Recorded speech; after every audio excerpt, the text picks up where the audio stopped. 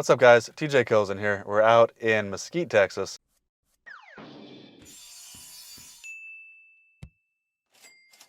So we bought this house for 150-ish, something like that. It's worth in this market about 265, and we're putting, honestly, a bunch of money in it. We're probably gonna put about 50K into it, maybe a little bit more, because it needs a bunch of everything. 2,200, 2,300 square feet with a converted garage, which usually we don't like, but in this neighborhood it's very appropriate, so it works well. We didn't gut it down to the studs, but we did gut everything out of it. So kitchen's gone, bathroom's gone, flooring's gone. All the fixtures obviously are always gone. We had to run new ducts for the HVAC. We had to run plumbing and gas up in the ceiling as opposed to in a fur down in the kitchen. We had to gut the bathrooms. The HVAC, we had to build some stuff and like make vents go into the garage space. It was a mess. I feel like we've painted this house already like 2.5 times. Because originally we were gonna wholetail it. We got wholetail offers. We liked some of them, but they were slow to close, and then they got out of option, and then they got out of their due diligence time frame. They're like, you know what?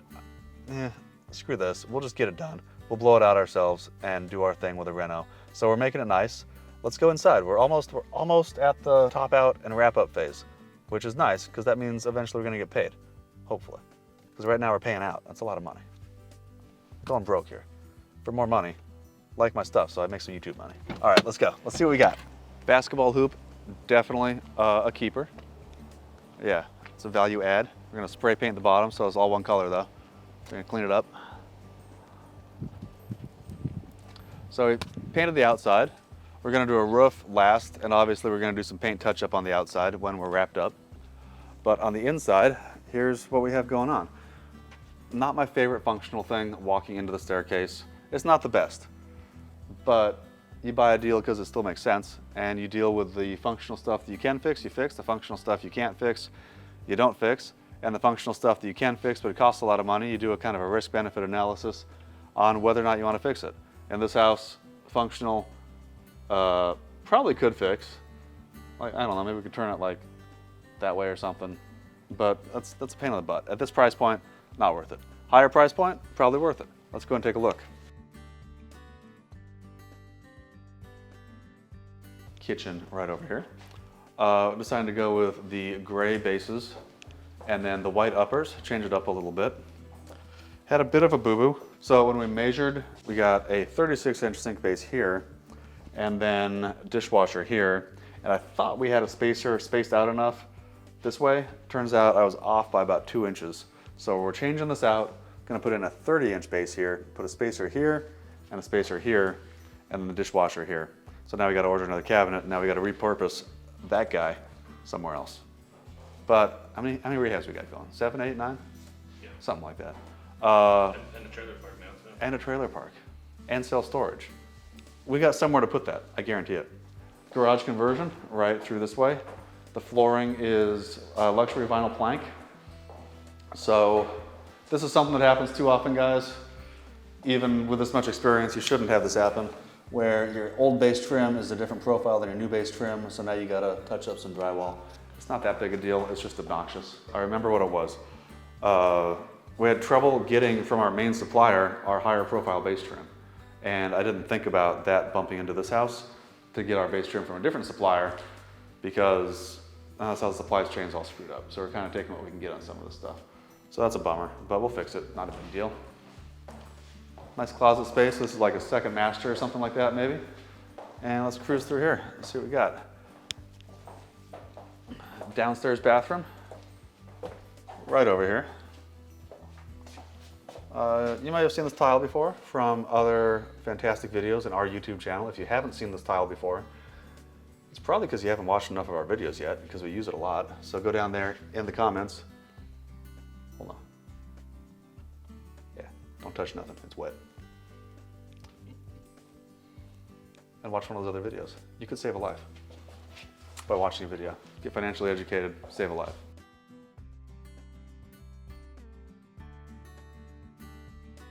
All right. This is a big deal. Not the black ceiling fan, that's ugly. This is a big deal. Why is it a big deal? Because newer HVAC systems aren't always shaped like older HVAC systems, and we needed a bigger system for the garage. The garage conversion was already done, And since it's appropriate for this neighborhood, we left it that way. We didn't want to rip it out and lose the square footage. But in order to make it be effective square footage, it does need HVAC. So that means we need a bigger system. We already needed a new system anyway, but we need a bigger system. And then we needed to run ducts to the garage. So that means we had to move the system up in the attic instead of downstairs in a closet under the stairs. And we had to run ducting for the converted garage space over here. Then we had to texture it, paint it, touch it up, get it done. There's a lot of stuff in this house, guys. Let's take a look at the upstairs bathroom and the other bedrooms. Nothing too crazy with the bedrooms. They look kind of like bedrooms. That also looks kind of like a bathroom. So paint's getting finished up. Carpet is coming in next week. Granite coming in probably the week after that because he's got to have the sink base in there to measure it and cut it. And then we're ready for the market in probably February. So if you're watching this, this is how much we like Texas. People think I'm joking when I say I moved to Texas for the weather. It's January and we got like short sleeves out here. So we'll be ready for the market probably in about 2 to 3 weeks, fingers crossed. Purchase price, let's review, $155K. Rehab, we're dumping about $50K into this thing. There was a lot wrong with it. We might even be a little bit.